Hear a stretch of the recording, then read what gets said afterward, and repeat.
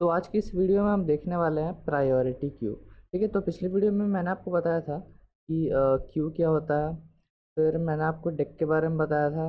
अब हम देखने वाले हैं यहाँ पर प्रायोरिटी क्यू। ठीक है, अब देखो प्रायोरिटी क्यू क्या है। यहाँ पर आपको ये वर्ड पे जोर डालना है। ठीक है, प्रायोरिटी क्यू मतलब ये क्यू तो होगा, आपको समझ में आ गया, लेकिन ये प्रायोरिटी क्यू होगा। मतलब हर एक एलिमेंट्स का प्रायोरिटी जो है वो फिक्स्ड रहेगा। अब ये प्रायोरिटी क्या है? प्रायोरिटी का मतलब ये है कि इम्पोर्टेंस। ठीक है, उस पर्टिकुलर कंटेनर में उस एलिमेंट का कितना प्रायोरिटी होगा, मतलब वो कब डील किया जाएगा, वो सारा चीज़ इसमें डिस्क्राइब्ड रहता है। ठीक है, अब ये जनरली एक ही तरीका इसका होता है। आप या तो अपने एलिमेंट्स को अरेंज कर दो। ठीक है, अरेंज कर दो according to the priority. Arrange according to priority. अब अरेंज अकॉर्डिंग टू प्रायोरिटी का मतलब क्या है कि आप यहाँ पर जो भी एलिमेंट डालोगे, ठीक है, आप यहाँ पर जो भी एलिमेंट डालोगे वो खुद ब खुद अरेंज हो जाएगा। अब अरेंज होने का तरीका क्या हो सकता है? या तो वो असेंडिंग ऑर्डर में अरेंज हो सकता है, खुद अरेंज हो जाएगा, आपको करने की ज़रूरत नहीं है। ठीक है, और या तो फिर वो डिक्रीजिंग ऑर्डर में अरेंज हो जाएगा। लेकिन आपको ये चीज़ ध्यान रखना है कि बाय डिफ़ॉल्ट वो डिक्रीजिंग ऑर्डर में अरेंज रहता है। ठीक है, वो डिक्रीजिंग ऑर्डर में अरेंज रहता है। ये चीज़ आपको ध्यान रखना है। तो आप जितने भी एलिमेंट्स आप डालोगे, आप इनपुटिंग के समय ऑर्डर ज़रूरी नहीं है, आप किसी भी ऑर्डर में डाल सकते हो, लेकिन जब आप आउटपुट निकालोगे तो आप देखोगे कि वो खुद से अपना ऑर्डर जो है वो मेंटेन कर ले रहा है। ठीक है, अब जिन लोगों को नहीं पता है, ये बस इंफॉर्मेशन के लिए रख लो अपने पास। अगर आप एचटीएल डायरेक्टली पढ़ रहे हो, डीएसए आपने अभी तक नहीं किया है, तो जनरली लोग वही करते हैं, पहले एचटीएल कर लेते हैं, उसके बाद डीएसए शुरू करते हैं।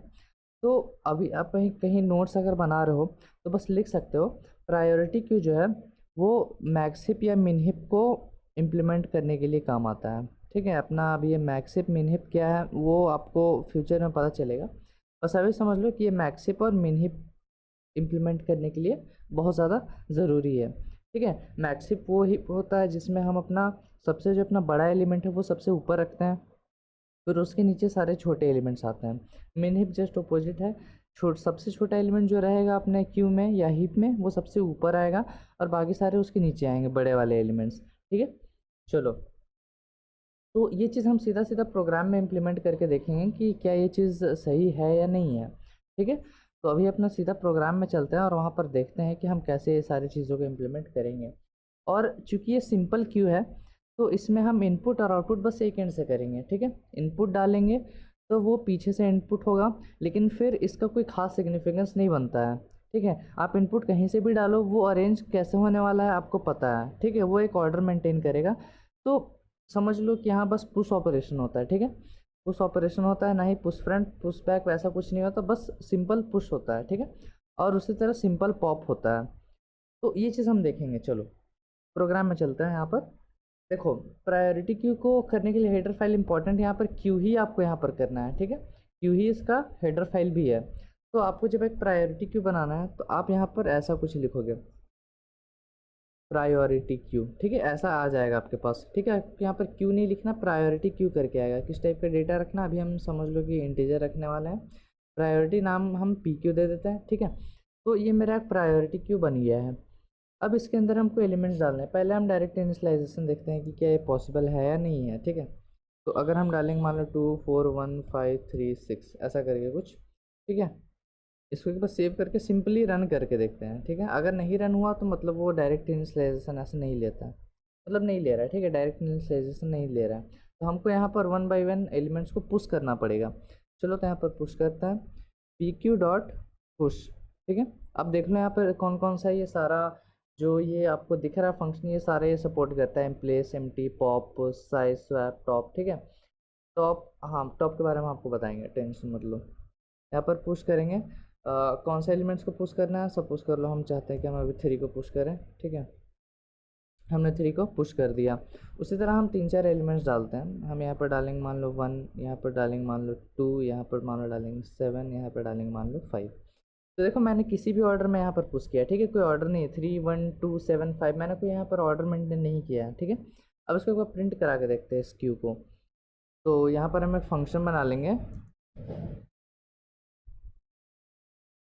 वर्ड प्रिंट नाम से। ये एक प्रायोरिटी क्यू को लेगा, ठीक है। तो यहाँ पर लिख लेते हैं अपना प्रायोरिटी क्यू।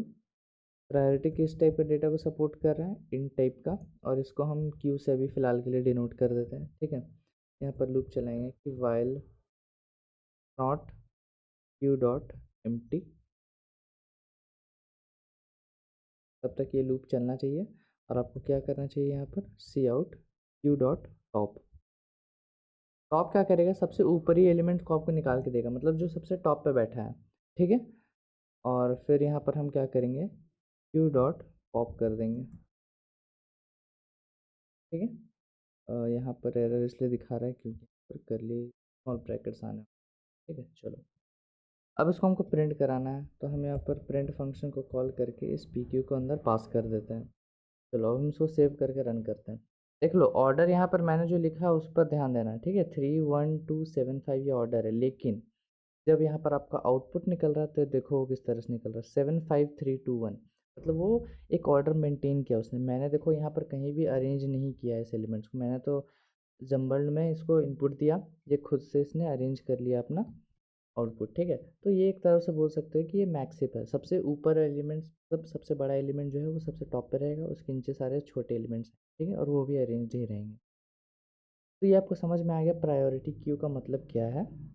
चलो, अब अब ये चीज़ तो हो गया जब हम प्रायोरिटी क्यू बना रहे हैं अपना डिसेंडिंग ऑर्डर में, ठीक है। जब इसको असेंडिंग में बनाना, किस तरह से बनाएंगे वो देखो। हम यहाँ पर बनाएंगे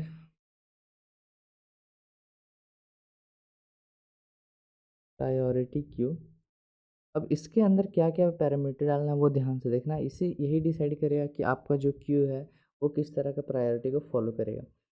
तो पहला पैरामीटर जो अंदर आएगा इस एरो ब्रैकेट के अंदर, एरो ब्रैकेट इसको बोलते नहीं, मैंने आपको बार बार बताया, ये बस मैं इसको समझाने के लिए बोलता हूँ, ठीक है। इंट क्या बताएगा, किस तरह का डेटा यहाँ पर आने वाला है। तो अभी हम चाहते हैं कि अपना जो क्यू है उसमें इंटीजर टाइप का डेटा रहे, ठीक है। नेक्स्ट चीज़ जो आने वाली है, नेक्स्ट चीज़ जो आने वाली है उसके लिए मैं आपको एक चीज़ बताता हूँ यहाँ पर, कि अपना जो ये प्रायोरिटी क्यू है ना, वो एक कंटेनर अडेप्टर है। अब मैंने आपको पिछले वीडियो में या बहुत सारे वीडियो में, और मैंने आपको ऑलरेडी बता के रखा है ये कि एक कंटेनर अडेप्टर क्या होता है। मतलब ये खुद का कोई कंटेनर नहीं, ये दूसरे कंटेनर्स को यूज़ करता है अपने अंदर, ठीक है। तो ये जो प्रायोरिटी किया है वो दो तरह के कंटेनर्स को यूज़ करेगा। वो एरे यूज़ कर सकता है, C++ में आपको एरे भी मिलता है, ठीक है। या फिर वो वेक्टर यूज़ कर लेगा, ठीक है। तो ये दो कंटेनर्स को यूज़ करके ये अपना काम निकालता है, ठीक है। तो अभी हम बताना चाहते हैं सेकंड पैरामीटर में कि किस टाइप का आपका ये कंटेनर यूज़ करेगा। तो अभी ये वेक्टर यूज़ करेगा, तो हमने यहाँ पर वेक्टर डाला है, ठीक है। आप एरे भी यूज़ करा सकते हो, लेकिन एक बार देख लेना कि दोनों के बीच का डिफरेंस क्या है। मैं रेकमेंड करूँगा वेक्टर ही यूज़ करो, कोई लफड़ा नहीं आता है। चलो, फिर यहाँ पर हम डालेंगे एक parameter greater int. Greater int ही आपको बताएगा कि आपका जो ये वेक्टर है, या सॉरी ये जो क्यू है वो असेंडिंग ऑर्डर में अरेंज होने वाला है, ठीक है। इसका नाम हम PQ1 दे देते हैं, सपोज कर लो, ठीक है। फिर यहाँ पर हम डालेंगे PQ1 डॉट पुश, के अंदर हम एलिमेंट्स डालते हैं, मान लो कि 3। और तो भी यहाँ पर भी हम सेम एलिमेंट्स डाल के देखते हैं, ठीक है। उससे कोई दिक्कत नहीं आने वाला, सेम एलिमेंट्स आपको पता है, ये सारा कॉमन चीज़ है यार। चलो, अब इसको भी हम प्रिंट करा के देखते हैं यहाँ पर, प्रिंट PQ1। और इसको फ़िलहाल के लिए कमेंट में डालते हैं, और इसको रेप्लिकेट करना पड़ेगा मेरे को। अगर रेप्लिकेट करने के पीछे का सिंपल सा रीज़न ये है कि हमने जो यहाँ पर वेक्टर को, सॉरी ये जो, बार बार वेक्टर बोल दे रहा हूँ, सॉरी, मैंने जो यहाँ पर प्रायोरिटी क्यू को जो पास किया है वो डिसेंडिंग ऑर्डर वाला प्रायोरिटी क्यू है, लेकिन हमको अभी प्रिंट क्या कराना है, असेंडिंग ऑर्डर वाला। तो ये सारा चीज़ हमको यहाँ अंदर में कॉपी करके इसको देना पड़ेगा, ठीक है। तो इंट के जगह पर हम ये सारा चीज़ यहाँ पर डाल देते हैं। तो अब ये असेंडिंग ऑर्डर वाले क्यू को एक्सेप्ट करेगा, ठीक है, क्योंकि ये अलग चीज़ हो गया, ये डिसेंडिंग ऑर्डर वाला प्रायोरिटी क्यू है और ये असेंडिंग ऑर्डर वाला है, ठीक है। तो दोनों एक जैसा नहीं होता है, ठीक है। चलो, अब हम इसको रन कराते हैं। और यहाँ पर आपको एक चीज़ पता है कि सेम नाम से हम फंक्शन बना सकते हैं, उससे कोई दिक्कत नहीं है। देखो, 1 2 3 5 7 यहाँ पर ये हो चुका है, ठीक है। हमने ऑलरेडी यहाँ पर जंबल ऑर्डर में डाला था, लेकिन ये प्रिंट किस ऑर्डर में कर रहा है, अपना असेंडिंग ऑर्डर में, तो ये मिन हीप है, ठीक है। तो ये तरीका है बताने का कि हम किस ऑर्डर में अपने एलिमेंट्स को अरेंज करना चाहते हैं। ठीक है, चलो। अब मैंने आपको यहाँ पर क्या बताया कि आप यहाँ पर टॉप ऑपरेशन कर सकते हो। टॉप क्या है, सबसे ऊपर एलिमेंट आपको दिखाएगा, बस निकाल के नहीं देगा। ठीक है, पॉप पॉप क्या करेगा, आपको सबसे ऊपर वाला एलिमेंट आपको निकाल के देगा। ठीक है, सबसे ऊपर एलिमेंट को वो हटा देगा। सबसे ऊपर एलिमेंट जो भी रहेगा वो उसको हटा देने वाला है। ठीक है, उसके बाद क्या किया था, एम्प्टी था, एम्प्लेस था। एम्प्लेस क्या करता है, किसी भी एलिमेंट्स को मतलब रिप्लेस कर देता है। ठीक है, सिंपल से इसका ये मतलब है। फिर साइज़ वगैरह ये सारा नॉर्मल फंक्शन आप देख सकते हो। ठीक है, बाकी जो आइटरेटर्स हैं वो सारे जगह पर काम करते हैं। ठीक है, बाकी चेक कर लेना एक बार। ठीक है, ज़रूरी नहीं कि सारे में काम ही करें, एक बार आप चेक कर लेना खुद से। ठीक है, तो ये था अपना प्रायोरिटी क्यू। तो प्रायोरिटी क्यू इंपॉर्टेंट क्यों है, आपको मैंने बता दिया कि वो मैक्सिप और मिनहिप को इम्प्लीमेंट करने के लिए काम आता है। जब आप डीएसए पढ़ोगे तो आपको कोई भी कॉम्प्लेक्स डेटा स्ट्रक्चर नहीं बनाना पड़ेगा, सिंपली आप प्रायोरिटी क्यू बनाओ, वो खुद से मैक्सिप और मिनहिप वो बन जाता है। बाकी मैंने आपको क्या क्या यहाँ पर बताया कि आप एक और चीज़ है कि आप प्रायोरिटी क्यू यहाँ पर सिंपली आप एक एरे से भी मतलब बना सकते हो। ठीक है, तो वो भी हम आपको दिखा देते हैं। यहाँ पर छोटी सी चीज़ है, और ये आपने देखा है कि बहुत जगह पर हम ये करते हैं ऑलरेडी। ठीक है, यहाँ पर हम एक एरे बनाते हैं, सपोज कर लो 4 3 1 5 2 ऐसा कुछ हमने ऐसा बना दिया। ठीक है, अब इससे हमको अपना प्रायोरिटी क्यू बनाना है, तो हम यहाँ पर लिखेंगे प्रायोरिटी क्यू इन टाइप का आने वाला है, क्योंकि इस एरे से हम क्यू बनाने वाले हैं। ठीक है, PQ2 नाम दे देते हैं इसका।